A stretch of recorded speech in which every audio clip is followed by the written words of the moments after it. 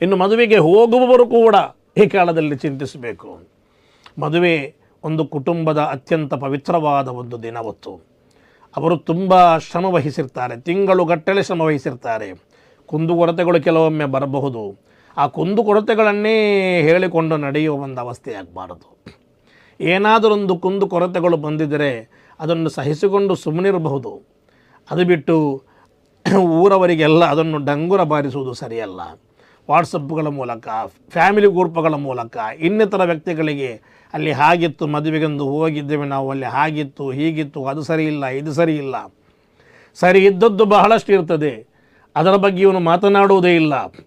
ಗಂಟಲು ಪೂರ್ತಿ ತಿಂದು ಬಂದಿದ್ದಾನೆ, ನಂತರ ಇರುವ ಕುಂದುಕೊರತೆಯನ್ನು ಊರಿಗಿಡಿ ಡಂಗುರ ಬಾರಿಸ್ತಾನೆ. ಅಂತಹ ಕೆಲವು ಕೆಟ್ಟ ಮನಸ್ಥಿತಿ ಜನರು, ಅವರಿಗೆ ಒಂದು ನೊಣಗಳ ರೀತಿಯಲ್ಲಿ ಎಲ್ಲಿ ಕೆಟ್ಟದಿರ್ತದೆ ಅದು ಮಾತ್ರ ಕೆಲವರಿಗೆ ಕಾಣೋದು, ಒಳ್ಳೆಯದು ಕಾಣುವುದಿಲ್ಲ.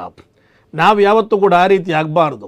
ಒಳ್ಳೆಯದನ್ನು ಹೇಳುವ, ಒಳ್ಳೆಯದನ್ನು ಕಾಣುವ, ಒಳ್ಳೆಯದಕ್ಕೆ ಪ್ರಶಂಸಿಸುವ, ಒಳ್ಳೆಯದನ್ನು ಕಂಡರೆ ಪ್ರಶಂಸಿಸುವ, ಅದರ ಬಗ್ಗೆ ಹೊಗಳುವ ಮನುಷ್ಯರಾಗಬೇಕು. ಕೆಟ್ಟ ವಿಷಯಗಳು ಮಾತ್ರ, ಒಬ್ಬನಲ್ಲಿ 100 ಒಳ್ಳೆಯದಿದೆ, ಒಂದು ಮಾತ್ರ ಏನೋ ಕೆಟ್ಟದಿದೆ, ನಮಗೆ ಕಾಣುವುದು ಕೆಟ್ಟದು ಮಾತ್ರ, ನಾವು ಪ್ರಚಾರ ಮಾಡುವುದು ಕೆಟ್ಟದು ಮಾತ್ರ, ನಾವು ಜನರೊಂದಿಗೆ ಹೇಳುವುದು ಕೆಟ್ಟದು ಮಾತ್ರ. ಈ ರೀತಿಯ ಕೆಟ್ಟ ಮನುಷ್ಯರು ಯಾವತ್ತೂ ಕೂಡ ನಾವು ಆಗಬಾರದು.